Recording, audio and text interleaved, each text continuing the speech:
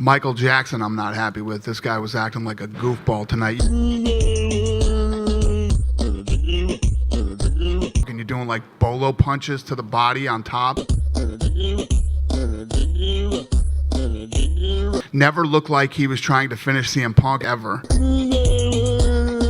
I got the sense that he's a complete goofball, and I couldn't wait for that finish to end, and I regretted not putting it on Fight Pass. That's how I felt about it. Hello, I'm Cavassier the Goddamn Newt. Apparently, Dana White is none too happy. We'll break down what he thinks about the can of pop, Michael Jackson. Then we'll analyze Jackson's body language in the cage against CM Punk to try to get a handle on his psychology and figure out what he was trying to accomplish. Hi, Phil Thompson, Chicago Tribune. Hi. So following up on Punk, I guess you kind of answered the question. I wonder if you had a medical update on him. Dana has hearing problems and the sound system isn't the greatest, so Dana squints intently trying to follow the question. At times, Dana looks confused, furrowed brow, mouth slightly open. He's focused on hearing what he can with his eyes and hopes to figure out the rest. Do you? You know how he is? No, we don't know yet. Okay. Hopefully he's okay. A lot of people got transported tonight. Dana's rubbing his thumb and forefinger together. This is a stress gesture. Rubbing and pressing sensitive places on the body, like the lips or fingers and palms, create a soothing effect. By watching his hand fidget, we can see Dana's relative stress level go up and down. It can be an important insight when looking for specific information. I didn't know he was transported till she just said that. Okay. Yeah. Dana mentioned CM Punk was transported to the hospital and his stress expression intensifies. Not knowing about the status of Punk and the others who went to the hospital is upsetting to Dana. He knows how many problems a serious injury to Punk might cause the UFC. Hopefully he's okay. A lot of people got transported tonight. No, absolutely. We see an uptick in stress as he switches from rubbing his fingers to pressing and squeezing them. Then we get the lip licking, which is a Dana White favorite.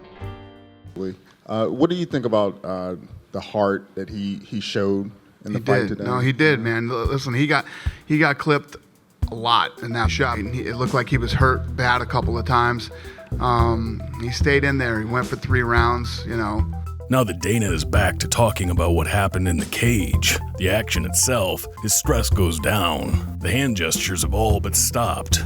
For all Dana's bluster, he's actually a quiet read. He doesn't express every detail of his thoughts and feelings the way so many people do.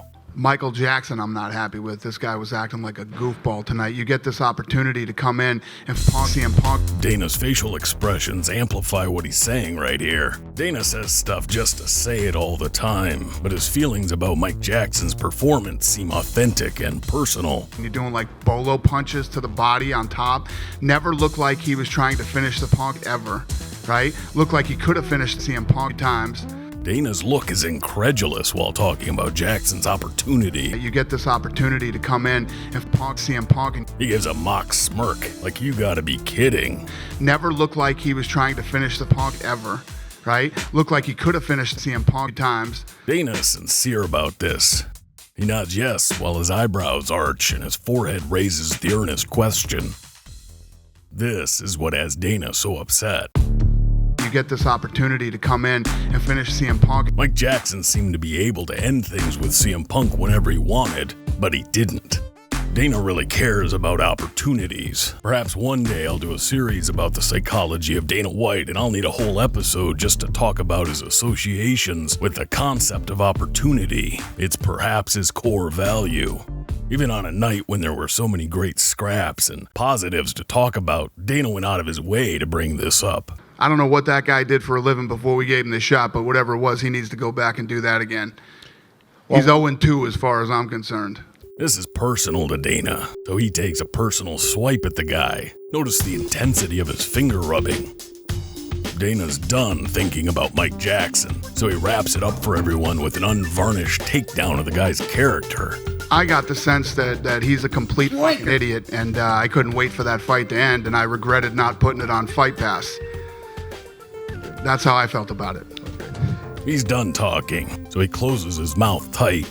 Then he gives a little twist to his tight lips, a quick admission that the whole headache and stress of Mike Jackson versus CM Punk was his own fault. Dana expected to make something else out of it, but it ended up looking like a shit show. He should have known it, and he's got no one to blame but himself.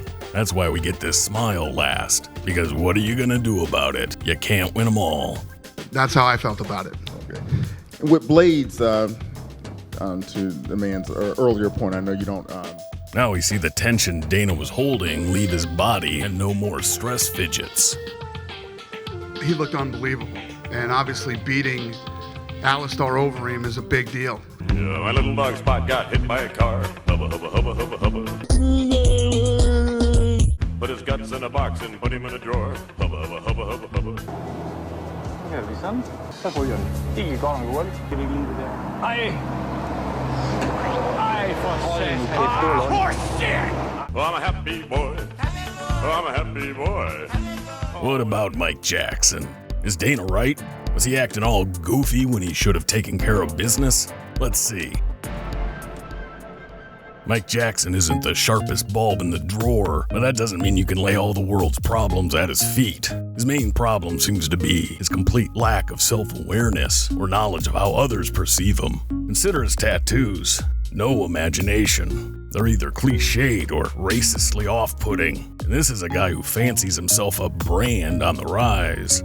We see the exaggerated jutting chin. He's actively cultivating this. He seems to be playing a role he's long imagined, like he's there to claim something that was always supposed to be his, like he might redeem himself of all his disappointments if he does this right.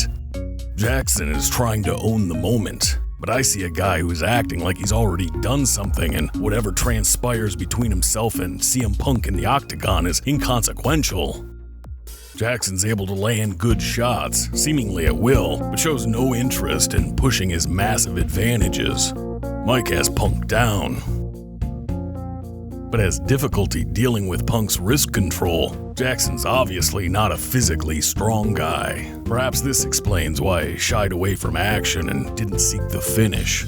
Jackson behaves like a man being crippled by fear of exposure, overacting in some ways and not acting at all in others. He said in an interview before UFC 225 that he didn't want to live the rest of his life as a punchline of an MMA meme. Fair enough, but is it better to leave no impression at all? Jackson looks away. This pose is an attempt to show an aloof dominance. There are other reasons to look away. Perhaps he's lost in what he imagines he's doing, who he imagines himself to be, rather than the reality in front of him he refuses to face or deal with. This epitomizes Jackson's lack of actualization. He's not acting in good faith here. One or two decent shots and the ref waves this thing off. Sadly, he doesn't realize that by making a farce of the bout, he proves incapable of being anything other than a farce himself. Instead of finishing a Punk who's ready to be put out, Jackson decides to hug it out. Inside control with a free pass to Mount, and Jackson doesn't take it. And to end it, Jackson gives up position to Punk. Fitting. When the horn sounds, reality rushes back in to fill the octagon, inverting the winner and loser dynamic. Jackson's desperate for acknowledgement from CM Punk. He touches his head with pity for the guy, possibly aware that in years to come Jackson will understand the shame he brought on himself, while pissing away the biggest opportunity his life will ever know. That's not a fate to wish on anyone, regardless of how douchey they might act.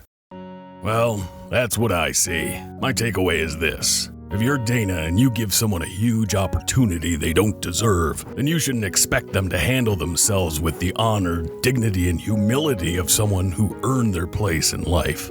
What are your thoughts? Would you give Mike Jackson another shot in the UFC?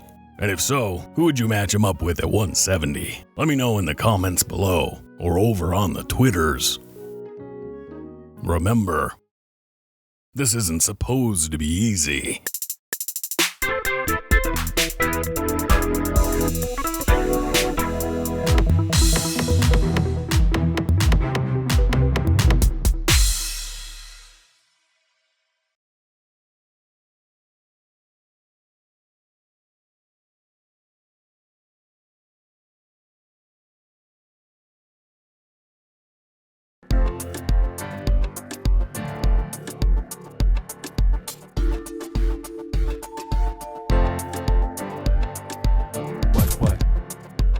What? What kind of in the butt? What? That's like an alarm clock. Woo, woo.